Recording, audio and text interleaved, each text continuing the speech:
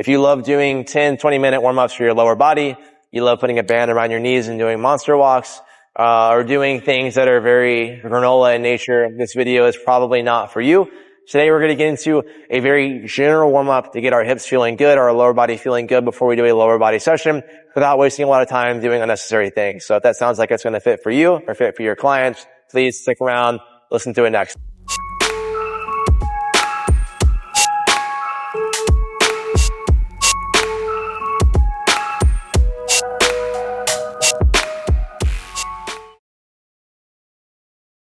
Alright guys, so the first category of exercises or drills that we're going to include in our warm-up is going to be something that includes more hip rotation.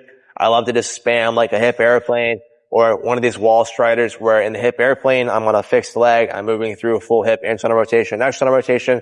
On the wall, I'm doing more of a curtsy lunge. So I'm getting hip lateral hip shift, hip internal rotation. I'm moving up through hip abduction, relative external rotation. So just two little things. I'll take one of those where I can kind of express fullish rotation through the hip. And then I'll pair it with something where a lot of people struggle getting into hinge positions. I love doing this foam roller squeeze between my knees, touching my toes. That's going to help me just generally move through the hinge pattern, focus on things like foot pressure, maybe get a little bit of a stretch through the low back, a little bit of movement through the posterior rib cage. But I like to kind of pick these two exercise categories. So something that's more hip rotation, something that's more hingy in nature. That's something that we can apply regardless of our needs or our goals. If we just need a general warm up, I think it's something that we can easily spam.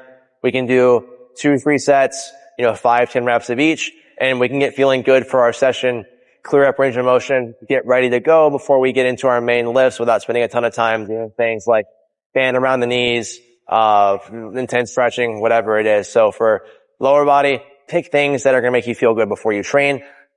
Make sure they make sense. Make sure that they're things that are going to actually improve our ability to move. If you don't need anything and you want to hop straight into your warm-up sets of the first exercise, that's fine as well. But let's just make a general rule, pick 1 to 3 things, do a couple sets of each until we're feeling good. Let's not spend 10, 20, 30 minutes warming up unless we absolutely need to. Most of us won't. Most of us just need to pick a couple exercises that will generally get us warmed up. If you're a coach and you have a lot of clients with the same issues that just need a general warm-up, you could do the same warm-up for a lot of your clients and they'll feel really good. So don't feel like you need to get super individualized. If a lot of the same general people have the same general problems, we can kind of organize their warm-up in a way where it is a shotgun approach to expressing, range of motion or stability at the hip, and it is going to improve performance for them. So not to get too far into that, I want to make this short and simple.